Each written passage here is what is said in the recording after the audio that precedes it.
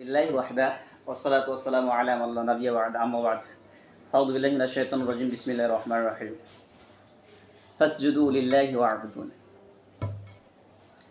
সম্মানিত ভিউয়ার্স, আজকে আমরা ছোট্ট একটা বিষয় নিয়ে আলোচনা করব। সেটা হচ্ছে সাম্প্রতিক সময়ে আমরা সোশ্যাল মিডিয়ায় খুব দেখতে পাচ্ছি যে গিয়াসউদ্দিন তাহেরি শেখ আহমদুল্লাহ সাহেবকে নিয়ে অশালীন কথাবার্তা বলছেন এবং তাকে আলটিমেটাম দিচ্ছেন। তার কথার সাথে তিনি অনেক কথাই বলছেন। তবে মাওলানা গিয়াসউদ্দিন তাহেরি তিনি কে, তার পরিচয় কী, এবং তিনি আদৌ ইসলামিক কোনো স্কলার না তিনি আদৌ কোনো জ্ঞানী মানুষ, এই বিষয়টা আমাদের অবশ্যই জানা দরকার। আমরা মাওলানা গিয়াসউদ্দিন তাহেরির কেন কথা শুনব, সে কি কথাগুলো বলে। Maulana Giasuddin Taheri first of all তিনি হচ্ছেন একজন মাজার পূজারী। সুতরাং আল্লাহ সুবহানাহু ওয়া তাআলা বলছেন ফাসজুদু লিল্লাহি ওয়া'বুদুন, তোমরা আল্লাহকে সিজদা করো এবং তারই ইবাদত করো। সূরা নাজম 53 নম্বর সূরা 62 নম্বর আয়াত। এই কথার দ্বারা প্রতীয়মান হয় যে আল্লাহ ব্যতীত কাউকে সিজদা করা যাবে না। মাওলানা গিয়াসউদ্দিন তাহেরি মাজারকে সিজদা করছে, আপনারা ইতিমধ্যে দেখেছেন। এবং তিনি সবচেয়ে যেটা শিরকে আকবার যে কথাটি তিনি বলেছেন যে আল্লাহর ধন খাজাকে দিয়ে আল্লাহ হয়েছেন গায়েব এবং কেউ ফিরে না খাজা বাবার দরবারে। এর চেয়ে আরও তিনি নিকৃষ্ট মনে কথা বলেন। এগুলো হচ্ছে শিরকে আকবার। আর আল্লাহ সুবহানাহু ওয়া তাআলা বলছেন লা তুশরিক বিল্লাহ, তোমরা আল্লাহ তাআলার সাথে শিরিক করো না। ইন্নাশ শিরকা লাযুলমুন আযীম, নিশ্চয় শিরিক হচ্ছে বড় জুলুম এবং বড় অপরাধ, বড় পাপ। আল্লাহ সুবহানাহু ওয়া তাআলা আর বলছেন ওমাই ইশরিক বিল্লাহ, যে ব্যক্তি আল্লাহর সাথে শিরিক করে ফাকাদ হারামাল্লাহু আলাইহিল জান্নাহ, তার প্রতি জান্নাতকে হারাম করা হয়।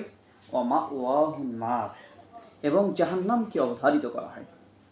সম্মানিত ভিউয়ার্স, সম্মানিত এভরিওয়ান, আপনারা মাওলানা গিয়াসউদ্দিন তাহেরি এই যে মাজারে গিয়ে সিজদা করা, ফাসজুদু লিল্লাহি ওয়া'বুদুন, আল্লাহ বলছেন তোমরা আল্লাহকে সিজদা করো এবং তারই ইবাদত করো, এবং তিনি যে আল্লাহকে ব্যতীত বাদ দিয়ে মাজারকে সিজদা করছেন, পীর আউলিয়াকে সিজদা করছেন, তাদের কদমমুচি করছেন, এগুলো হচ্ছে শিরক। এই শিরক যারা করে তারা হচ্ছে মুশরিক। আপনারা কেন একজন মুশরিকের কথা শুনবেন? দেশে কি স্কলারের অভাব পড়েছে? আর এই মুশরিক বাংলাদেশের খ্যাতনামা একজন আলেম,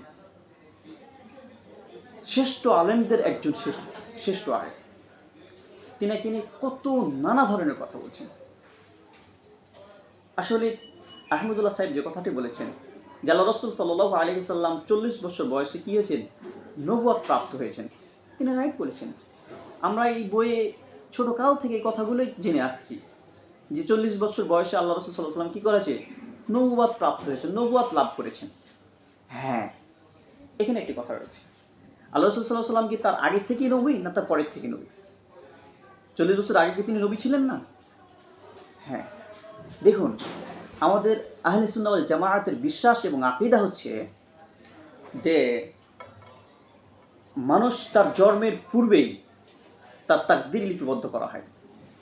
সে তার ভালো মন্দ, সে কি হবে না হবে, এটা আল্লাহ সুবহানাহু ওয়া তাআলা আগে থেকেই সেটেল করে রাখেন। আল্লাহ রাসূল সাল্লাল্লাহু আলাইহি সাল্লামের জন্মের পূর্বে থেকেই তিনি নবী, তেনার তাকদীরে নবী হবে এটাই লেখা ছিল, এটা আমরা বিশ্বাস করি। কিন্তু তিনি নবুয়ত প্রাপ্ত হয়েছেন 40 বছর দিয়ে, এটাই সবচেয়ে সত্য কথা। এখন এই কথাটাকে নিয়ে ভণ্ড মাজার পূজারী তাহেরি সাহেব একজন বাংলাদেশের খ্যাতনামা আলেমকে যেভাবে তিনি কথা বলছেন, আমাদের আলেম সমাজের জন্য লজ্জাজনক। যারা আহলে সুন্নাহ ওয়াল জামাআত তথা সহি আকীদা পোষণ করেন তথা বিশুদ্ধ আকীদার দাবিদার, তারা অবশ্যই তীব্র নিন্দা এবং প্রতিবাদ জানাবেন এবং আপনার ছোট্ট মতামতগুলো তাহেরি সম্পর্কে অবশ্যই আপনারা ব্যক্ত করবেন যে আসলে আপনারা আমি বলবো যে এই ধরনের ভণ্ড মাজার পূজারীকে বয়কট করুন এবং ভালো আলেমদের সাথে থাকুন। আল্লাহ সুবহানাহু ওয়া তাআলা বলছেন, অকুনু মা'আস সাদিকিন, তোমরা সত্যবাদীদের সাথী হয়ে যাও। সুতরাং সত্যবাদী যারা, তাদেরকে নিজের বিবেক এবং আকেল দিয়ে,